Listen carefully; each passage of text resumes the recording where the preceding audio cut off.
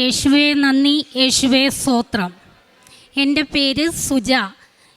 ഞാൻ ചവറയിൽ നിന്ന് വരുന്നു. എൻ്റെ ഉടമ്പടി എടുത്ത ദിവസം 27/8/2023 എനിക്ക് അമ്മ മാതാവും തിരുക്കുമാരനും നൽകിയ അനുഗ്രഹങ്ങൾ പറയാനാണ് ഞാനിവിടെ നിൽക്കുന്നത്. ആദ്യമായി തന്നെ ഞാനിവിടെ ഉടമ്പടി എടുക്കുമ്പോൾ ഞാൻ എൻ്റെ മാതാവിൻ്റെ രൂപം എൻ്റെ കുടുംബത്തിലെ എല്ലാവർക്കും വേണ്ടി കിട്ടുവാൻ വേണ്ടി ഞാൻ ആഗ്രഹിച്ചു. ആ ഉടമ്പടി എടുത്തത് മുതൽ ആദ്യം തന്നെ എൻ്റെ സഹോദരൻ്റെ ഭാര്യയ്ക്ക് മാതാവിനെ കിട്ടുകയും രണ്ടാമത്തെ ട്രിപ്പ് വന്നപ്പോൾ എൻ്റെ സഹോദരിക്ക് കിട്ടുകയും കൂടാതെ എനിക്ക് ലൈറ്റും കുടയും ഇന്നും ഒരത്ഭുതം നടന്നു. എനിക്കും എൻ്റെ നാത്തൂനും ലൈറ്റും ചന്ദനത്തിരിയും കിട്ടുകയും ചെയ്തു. ഈ അനുഗ്രഹം തന്ന അമ്മ മാതാവിനും ഈശോയ്ക്കും 1000 നന്ദി പറയുന്നു. എൻ്റെ രണ്ടാമത്തെ സാക്ഷ്യം എൻ്റെ മകൾക്ക് വേണ്ടിയായിരുന്നു. എൻ്റെ മകൾ ഡിഗ്രി BSc സൈക്കോളജിയാണ് എടുത്തിട്ടുള്ളത്. സൈക്കോളജി എടുത്തിട്ട് സമയം മുതൽ ഞാൻ ആഗ്രഹിക്കും എൻ്റെ മോൾക്ക്, എനിക്ക് പറ്റാത്തത് എൻ്റെ മോൾക്ക് കിട്ടണമെന്നുള്ള വാശിയാണ് എനിക്ക്. ഞാൻ എവിടെയും തോറ്റുപോയിട്ടുള്ളവളാണ്.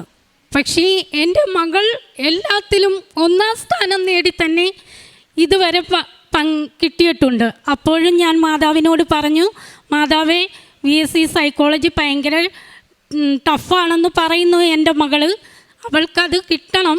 ഈ ലാസ്റ്റ് പരീക്ഷ കഴിയുമ്പോൾ അവൾക്കൊരു ഫസ്റ്റ് ക്ലാസ് എങ്കിലും കിട്ടണമെന്ന് ഞാൻ പ്രാർത്ഥിച്ചിരുന്നു. എൻ്റെ മകൾക്ക് ഫസ്റ്റ് ക്ലാസ് ഡിസ്റ്റിങ്ഷനോടുകൂടി തന്നെ അമ്മ മാതാവ് എനിക്ക് സാധിച്ചു തരികയും കൂടാതെ എൻ്റെ മോൾക്ക് എൻട്രൻസ് പരീക്ഷയിൽ 39ാമത്തെ റാങ്ക് തന്ന് അമ്മ സഹായിക്കുകയും ചെയ്തു. അന്ന് ഞാൻ കാശിരൂപം ഒരിക്കലും ഞാനൊരു കാശിരൂപം എൻ്റെ മകൾക്ക് കൊടുക്കാറില്ല. ഞാൻ അന്നത്തെ ദിവസം അവളെ തൈലവും തൊട്ട് കാശിരൂപവും കൊടുത്ത് ഞാൻ വിട്ടു.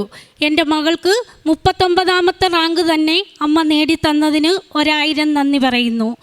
എൻ്റെ അടുത്ത സാക്ഷ്യം എൻ്റെ സഹോദരന് വേണ്ടിയായിരുന്നു. എൻ്റെ സഹോദരന് ഒരു ഭവനമില്ലായിരുന്നു. എൻ്റെ സഹോദരന് വേണ്ടിയായിരുന്നു ഞാൻ ഭവനത്തിന് നേർന്ന് ഞാൻ ഇവിടെ വന്ന് ഉടമ്പടിയിൽ വെച്ച് 1 മാസം കഴിഞ്ഞപ്പോൾ പഞ്ചായത്തിൻ്റെ വീട് അവർക്ക് ലഭിക്കുകയും ചെയ്തു. കൂടാതെ എൻ്റെ ഒരു ആവശ്യമായി ഞാൻ ഈ തിരുമുമ്പിൽ വന്ന് ഞാൻ പ്രാർത്ഥിച്ചു. എനിക്കൊരു ഭവനമില്ലായിരുന്നു. ഞാൻ പറഞ്ഞു, മാതാവിന് ഹിതമനുസരിച്ച് എനിക്കും ഒരു ഭവനം തന്ന് അനുഗ്രഹിക്കണമേ എന്ന്. ഞാൻ 13 കൊല്ലമായി പഞ്ചായത്തിലും ബ്ലോക്കിലും എല്ലാം എൻ്റെ ഈ അപേക്ഷ വെക്കുമായിരുന്നു ഭവനത്തിന് വേണ്ടി. എല്ലായ്പ്പോഴും ചെല്ലുമ്പോൾ എല്ലാവരും പറയുന്നത് അർഹതപ്പെട്ടവർക്ക് കൊടുത്തിട്ടേ നിങ്ങൾക്ക് കിട്ടത്തുള്ളൂ എന്ന്. അർഹതപ്പെട്ടവളായിട്ടും പോലും എനിക്ക് മാർക്കും ഉണ്ടായിട്ട് എൻ്റെ ലിസ്റ്റ് പേര് വന്നിട്ട് പോലും അവരെടുത്തു മാറ്റി അടുത്ത ആൾക്കാർക്ക് കൊടുക്കുകയായിരുന്നു ചെയ്തിരുന്നത്. പിന്നെ ഞാനിവിടെ വന്ന് മാതാവിൻ്റെ അടുത്ത് നിറകണ്ണുകളോട് പറഞ്ഞു, മാതാവേ എനിക്ക് ഭവനമില്ല, എൻ്റെ മകൾ വളർന്നു വരുന്നു, എൻ്റെ മകൾ പഠനം കഴിഞ്ഞ് പൂർത്തീകരിച്ച് വരുമ്പോഴത്തേക്ക് എനിക്കൊരു ഭവനമാക്കി തരണമേ എന്ന്. ആ ഭവനം എനിക്ക് മാതാവിൻ്റെ ഉടമ്പടി ജപമാല ചൊല്ലിക്കൊണ്ടിരിക്കവേ തന്നെ എനിക്ക് ആ ഭവനത്തിന് ബ്ലോക്കിൽ നിന്ന് വിളി വന്നു, എനിക്ക് സുജയ്ക്ക് ഭവനം ലഭിച്ചു എന്ന്. എൻ്റെ അമ്മ മാതാവും ഈശോയും ഞാൻ ആഗ്രഹിക്കുന്നതും കൂടുതലും എനിക്കൊരു ഭവനമുണ്ടായപ്പോൾ എനിക്ക് തറയിടാൻ പോലും വിചാരിക്കുമെന്ന് ഞാൻ വിചാരിച്ചതേ അല്ല. എൻ്റെ അമ്മ ഒരു ലക്ഷങ്ങളുള്ളവൾക്ക് പോലും വെച്ച് കൊടുക്കാത്ത ഒരു ഭവനം എനിക്ക് വച്ച് തരികയും അതിനുവേണ്ടി ഞാൻ അമ്മ മാതാവിനോടും ഈശോടും കടപ്പെട്ടിരിക്കുന്നു. 1000 നന്ദി പറയുന്നു. എൻ്റെ കാരുണ്യ പ്രവർത്തനവും പ്രേക്ഷിത പ്രവർത്തനവും എല്ലാം ഞങ്ങൾ കൂട്ടായ്മയോടെയാണ് ഞങ്ങൾ നടത്തുന്നത്. എനിക്ക് കുറേ കൂട്ടാളികളുണ്ട്. അവരെല്ലാം മരിയൻ ഉടമ്പടി ഗ്രൂപ്പും കൃപാസനം ഗ്രൂപ്പുമായിട്ടാണ് ഞങ്ങൾ വേർതിരിച്ചിരിക്കുന്നത്. അവരെവിടെയെങ്കിലും പോയി, ഞങ്ങൾ ആശുപത്രിയിൽ പോയി രോഗികളെ കാണാൻ പോകുമ്പോൾ ചില അമ്മമാർ പറയാറുണ്ട്, മക്കളെ എൻ്റെ വീട്ടിലും വന്ന് പ്രാർത്ഥിക്കണമേ എന്ന്. പ്രാർത്ഥിക്കാൻ ഞങ്ങൾക്ക് പറ്റാത്ത ടൈം വന്നു കഴിഞ്ഞാൽ ഞങ്ങളുടെ കൂട്ടാളികളെ വിട്ട് ഞങ്ങൾ പ്രാർത്ഥിപ്പിക്കുകയും അങ്ങനെ ഒരു അനുഭവം ഇപ്പം ഈ ആഴ്ച ഒരു ചേച്ചിക്ക് തീരെ കിടപ്പിലായിരുന്ന ഒരു ചേച്ചിയാണ്. ആ ചേച്ചിയുടെ പേര് ഷീജ എന്നാണ്. മൂത്രവും മലവും വിസർജനവും ഒന്നിച്ചു പോയി. കിടക്കയിൽ കിടക്കുമ്പോഴേ തന്നെ അവരെല്ലാം ചെയ്തു. അവിടെ ഒരു ഉമ്മ ഉണ്ടായിരുന്നു. ആ ഉമ്മ ഞങ്ങളുടെ അടുത്ത് പറഞ്ഞു, മക്കളെ, ഞാൻ പ്രായമായിരിക്കുകയാണ്, എനിക്കൊന്നും ചെയ്യാൻ പറ്റത്തില്ല, നിങ്ങൾ എന്തെങ്കിലും എനിക്ക് വേണ്ടി ഒന്ന് ചെയ്യണം, എൻ്റെ ഈ മകളൊന്ന് നടന്ന് കാണണമെന്ന്. അങ്ങനെ ഞങ്ങൾ പ്രാർത്ഥിച്ച്, എൻ്റെ കൂട്ടാളികൾ 3 പേര് പോയി പ്രാർത്ഥിച്ചതിന് ശേഷം അവിടെ നിന്ന് അവർക്ക് തന്നെ സങ്കടം വന്നു, അവിടുത്തെ അവസ്ഥയും കണ്ടിട്ട്. അങ്ങനെ അവർ വന്നു പ്രാർത്ഥിച്ച് പുറത്തോട്ടിറങ്ങിയപ്പോൾ അതിലെൻ്റെ ഒരു കൂട്ടുകാരി പറഞ്ഞു, എൻ്റെ അമ്മേ, ഇവിടെ അല്ലേ അത്ഭുതം നീ പ്രവർത്തിക്കേണ്ടേ, ഇവിടെ നീ ഒന്ന് പ്രത്യക്ഷപ്പെട്ടതായിരുന്നെങ്കിൽ. ആ കിടന്ന കിടക്കയിൽ നിന്ന് ആ ചേച്ചി എണീറ്റ് മുറ്റത്ത് വരികയായിരുന്നു.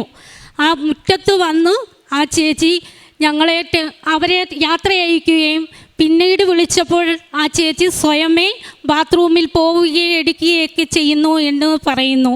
പിന്നെ അതുപോലെ തന്നെ സാമ്പത്തികമായിട്ടും ഞങ്ങളും വലിയ ഉയർന്നവരൊന്നുമല്ല, എന്നെങ്കിൽ തന്നെയും 1 മാസത്തെ നീക്കിയിരിപ്പിൽ നിന്ന് ഞങ്ങളെല്ലാവരും ഒരു വീതം, ഒരു കുടുംബത്തിനെന്നതുപോലെ ഞങ്ങളെല്ലാം സാധനങ്ങൾ വേണ്ടുന്നവർക്ക് സാധനങ്ങളായാലും മറ്റ് പ്രാർത്ഥന വേണ്ടുന്നവർക്ക് പ്രാർത്ഥനകളായാലും ആശുപത്രി പോകാൻ പൈസ ഇല്ലാത്തവർക്ക് പൈസ കൊടുത്തും ഇന്ന് തന്നെ ഞങ്ങളുടെ ഇവിടുത്തെ കാരുണ്യ പ്രവർത്തനം എല്ലാ വർഷവും 3 വർഷം കൊണ്ട് ഞങ്ങൾ നടത്തുന്നതാണ്. ഊണിന്ന് ഇവിടെ കൊടുക്കുവാൻ പറ്റിയില്ല, അടുത്ത പ്രാവശ്യം അടുത്ത ദിവസം ബെറ്റുടെടുത്ത് കൊടുക്കുന്നതായിരിക്കും. ഓരോരുത്തർക്കും ഒരുപാടൊന്നുമില്ലെങ്കിലും ഒരു കൈലി ഒരു തോർത്ത് എന്ന രീതിയിൽ ഞങ്ങളുടെ കാരുണ്യവേലകളും പ്രേക്ഷിത പ്രവർത്തനവും നല്ല രീതിയിൽ നടത്തി പോകുന്നു. അമ്മ മാതാവിനും തിരുക്കുമാരനും 1000 നന്ദി പറഞ്ഞുകൊണ്ട് ഞാൻ നിർത്തുന്നു. സങ്കീർത്തനങ്ങൾ 127 സങ്കീർത്തനം 1 തിരുവചനം.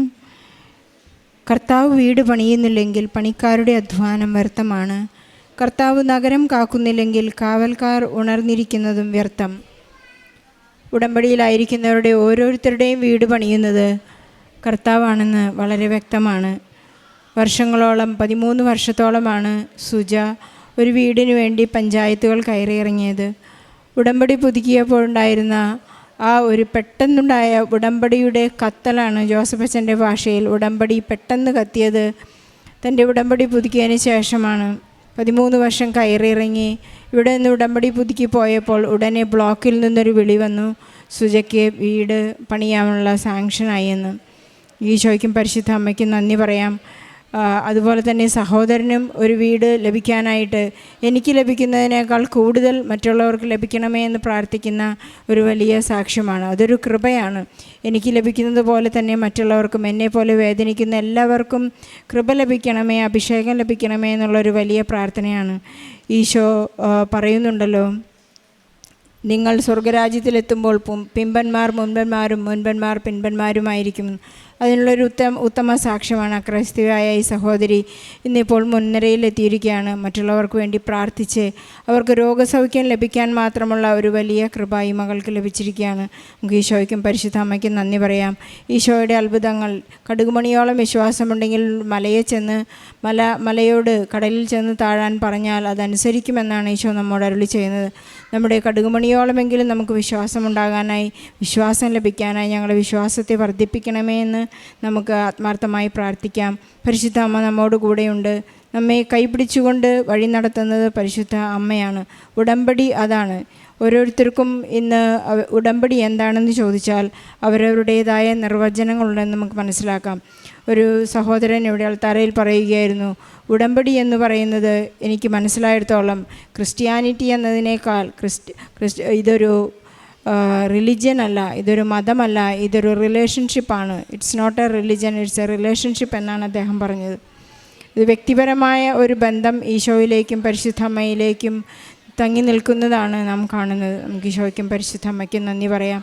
നമ്മുടെ ജീവിതങ്ങളിൽ ഈശോ ഇടപെടട്ടെ. പരിശുദ്ധ അമ്മയിന് വേണ്ടി നമുക്ക് വേണ്ടി മാധ്യസ്ഥം വഹിക്കാൻ നമ്മുടെ ജീവിതങ്ങൾ, നമ്മുടെ പ്രാർത്ഥനകൾ, നമ്മുടെ ഉടമ്പടി വസ്തുക്കളുടെ ഉപയോഗങ്ങൾ പരിശുദ്ധ അമ്മയുടെ മാധ്യസ്ഥം ലഭിക്കട്ടെ. സാമീപ്യം നമുക്കുണ്ടാകട്ടെ എന്ന് പ്രാർത്ഥിക്കാം. വീടില്ലാതെ, വഴിയില്ലാതെ, വെളിച്ചമില്ലാതെ സാമ്പത്തിക ബുദ്ധിമുട്ടുകൾ അനുഭവിക്കുന്ന എല്ലാ മക്കളെയും എല്ലാവരുടെയും നിയോഗങ്ങളെ സാക്ഷ്യത്തോട് ചേർത്ത് വെച്ചുകൊണ്ട് ഈശോയ്ക്കും പരിശുദ്ധ അമ്മയ്ക്കും നല്ലൊരു കയ്യടി നൽകി സാക്ഷ്യം നമുക്ക് സമർപ്പിക്കാം. അത്യപൂർവ ദൈവാനുഭവങ്ങൾ ഇനി നിങ്ങൾക്കും സ്വന്തം. ഈ യൂട്യൂബ് ചാനൽ ഇതുവരെ സബ്സ്ക്രൈബ് ചെയ്തിട്ടില്ലെങ്കിൽ ഇപ്പോൾ തന്നെ സബ്സ്ക്രൈബ് ചെയ്യുക. ഈ വീഡിയോ ഇപ്പോൾ തന്നെ നിങ്ങളുടെ സുഹൃത്തുക്കൾക്ക് ഷെയർ ചെയ്തുകൊണ്ട് കർത്താവിൻ്റെ പ്രേക്ഷിതരാകുക.